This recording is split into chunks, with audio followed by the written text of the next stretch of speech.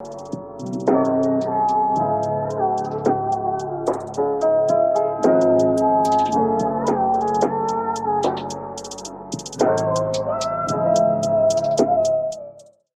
up, chosen few? Welcome back to the channel. My name is Marco the King, and today I want to share with y'all what I learned from Solomon and Samson's downfall. And the lesson that I learned from their mistakes is we have to choose our spouses wisely. In the Bible, it says, "Do not be unequally yoked with unbelievers. How can righteousness be a partner with wickedness? How can light live with darkness?"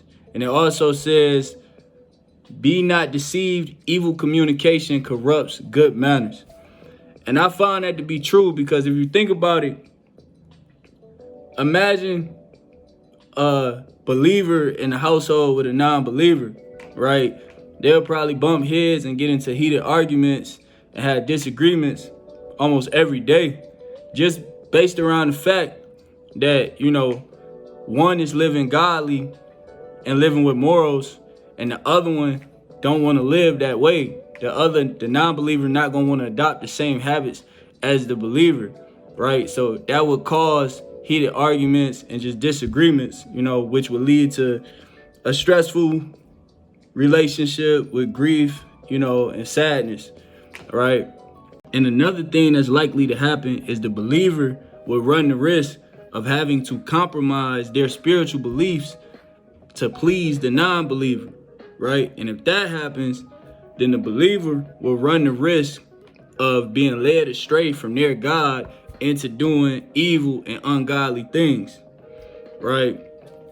A great example of this happening in the Bible is the Solomon story and also in Samson's story, right? We'll start with Solomon. So Solomon in the Bible was gifted, blessed by God with amazing wisdom and discernment, right? It said in the Bible,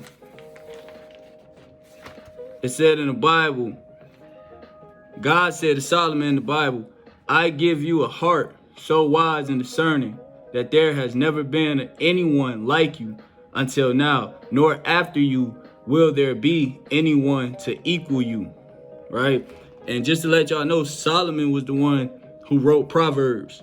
So that lets you know, how wise Solomon was. And he was also a king. He was very wealthy and well off as well. But even with all of that wealth and all of that wisdom and discernment, Solomon still made a big mistake.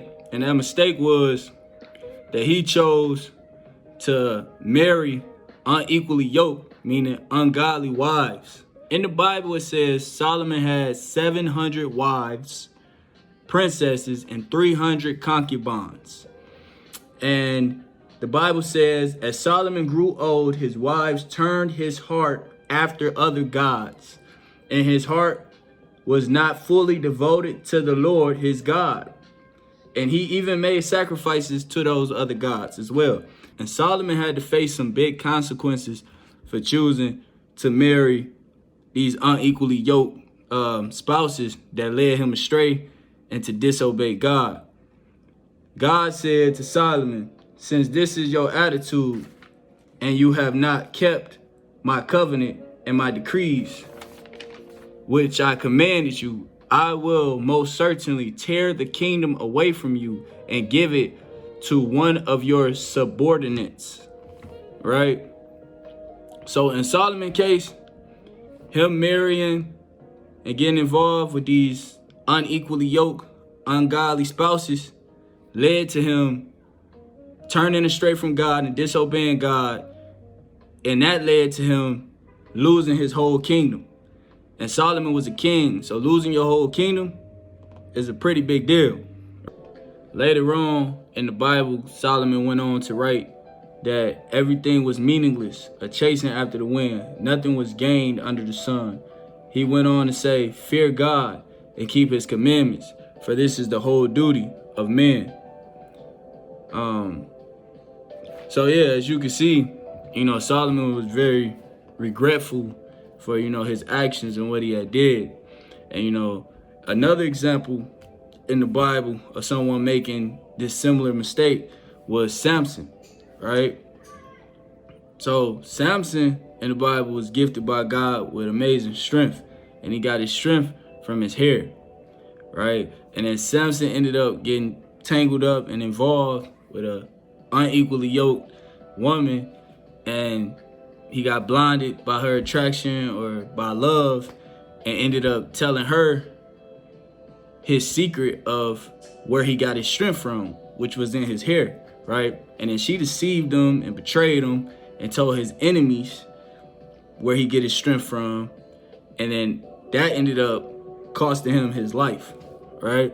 So that's another example of somebody having a downfall because they got involved with an unequally yoked, ungodly spouse or person.